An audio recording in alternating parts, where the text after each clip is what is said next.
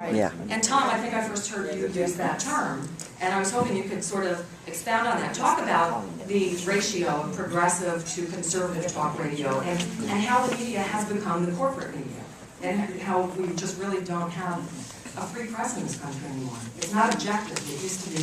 That was the rule, and it doesn't seem to be anymore.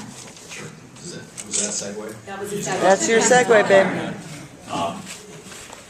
Actually, you guys probably have the numbers better than I do. But we all know that there's the overt corporate media, or the overt conservative corporate media. You know, Rush Limbaugh with his $400 million contract from Premier, which is owned by Bain Financial, which owns Clear Channel, which is all basically one giant squid with its tentacles wrapped around it. Or Sean Hannity with his $200 million contract, Glenn Beck. So there's that, but I think far more insidious is the game that is played in this town in particular, but in the media in general, that if you do the kind of program that is guest-driven, then the lack of access to guests will destroy your program. There are basically four kinds of talk radio, and this somewhat applies to television. There's guest-driven, which I'm just describing in your shows, basically as good as your guests. There is topic-driven, where you talk about the news of the day, and this is like what CNN does, and that's why when the balloon boy goes up, their numbers go up, and when he comes down, their numbers go down. There's caller-driven, which is kind of lazy talk radio. It's what Sean Hannity does more often than not, and then there's host-driven, which is what Rush Limbaugh does, and I think what you do and what Sam does, what I do, where people tune in because it's the host, not because, hey, we know that there's going to be an important topic today, or they're going to have a certain guest on, or hopefully a caller will say something stupid or brilliant. But most of television tends to be, much of television tends to be guest-driven.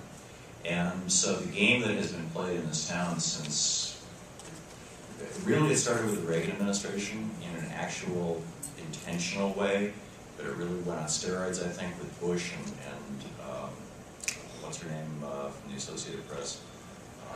Helen Thomas, thank you. It's early in the morning. I haven't had my coffee yet. Is that if you want to be a player in the media, the big corporate media, if you want to get the big bucks, working at one of the big networks, and we're talking about pretty much anybody you see on network television is making 7 figures. And if you want to protect that kind of income, you cannot piss off the establishment. You just can't do it. And so that's that's the kind of insidious corporate conservative media, and it's almost not, conservative and establishment have almost become the same thing.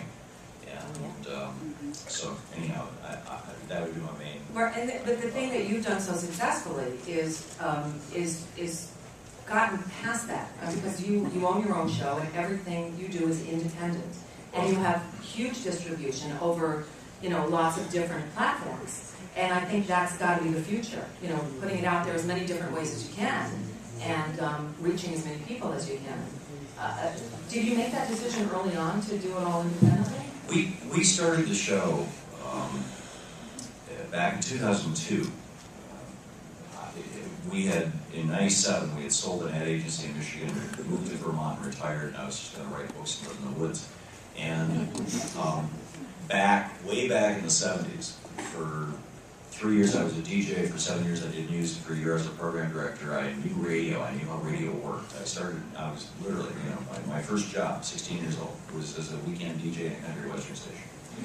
And so 1967.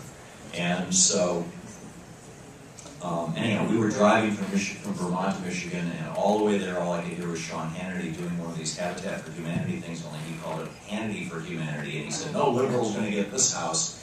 And I got so pissed off about it that by the time we got to Michigan for Thanksgiving to visit our family, I wrote this op-ed called Talking Back to Talk Radio, saying, there's no reason progressives can't do the same kind of talk radio conservatives are doing. It's a myth, the idea that people only want to hear conservative talk radio.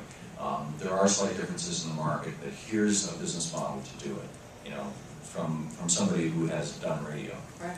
And Shelley dropped me and Anita dropped me, called me up and said, "Will you come to Chicago?" I met with them and Johnson and that, and Shelley in his book, he wrote Air America, reprints my original articles. This was our first business plan.